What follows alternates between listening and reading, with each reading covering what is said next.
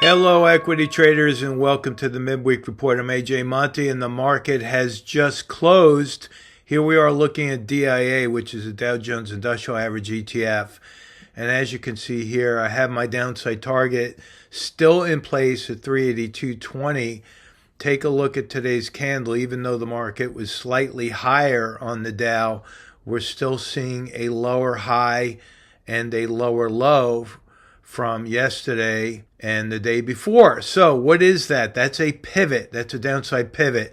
So take a look down below and you can see that we now have a sell signal showing up on the CCI, and we are a hair away from a crosshair sell signal on the stochastic. So again, that downside target is still in place. I'm not moving that at all. You'll hear more from me on Friday. Downside target at 382.20. Taking a look at IWM, you can see that we're on our way to my downside target. Again, another pivot, lower high, lower low, lower high, lower low today.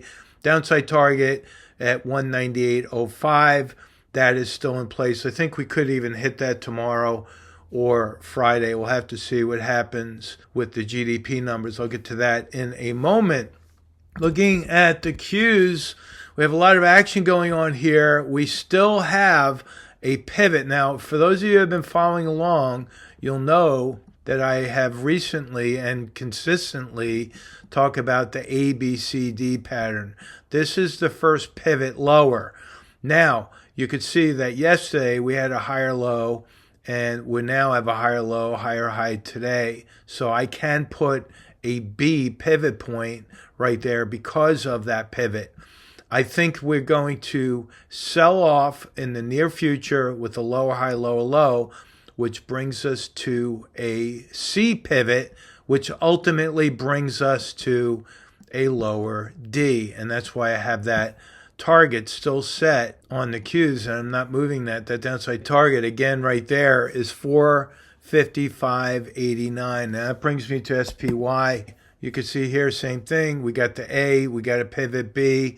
I think we're going to start pivoting lower to C. Might take a little while, but I got the downside targeted set at 527.07. This brings me to the VIX.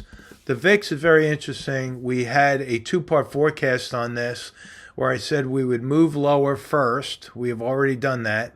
We hit my downside target right there at 1290. And today, interestingly enough, we have this long shadow on top. That is very similar and very close to being what we know of as an inverted hammer. An inverted hammer is bullish. You can see we saw an inverted hammer back there. What happened? The VIX rallied after that inverted hammer showed up. So I'm still going to keep that upside target now that we've hit the downside, keeping that upside target right there at $13.62. After market hours, we had Micron report, and I just want to show you what's going on here, just to show you the manipulation here. Look at that. They beat the earnings, then they push it down. Now, I would not be surprised if they try to push that down on the opening tomorrow, right before the opening, actually, and then bid it up during the course of the day. Keep an eye on that. Very hard to forecast what's going to happen the day after earnings, but we're seeing more and more market manipulation every time I turn. And so I'll be talking more about that on Friday as well, especially as we talk about the jobs reports and the employment numbers. Today we had the new home sales miss the forecast by quite a bit, and we see 619,000 from a miss of target there, 636. Tomorrow we have pending home sales month over month, so I think they're going to miss on that as well, which would be bearish. And then we have the unemployment claims before the market opens tomorrow at 8:30, and then we have the final GDP numbers coming out. So we'll have to see. There's a lot of things going on. Tomorrow we have a presidential debate. Whether or not any of the topics that come up will move the market, we'll have to see. I do believe there might be some questions coming up about cryptocurrency and how these candidates feel about that. And so that could affect, stocks like Bitcoin.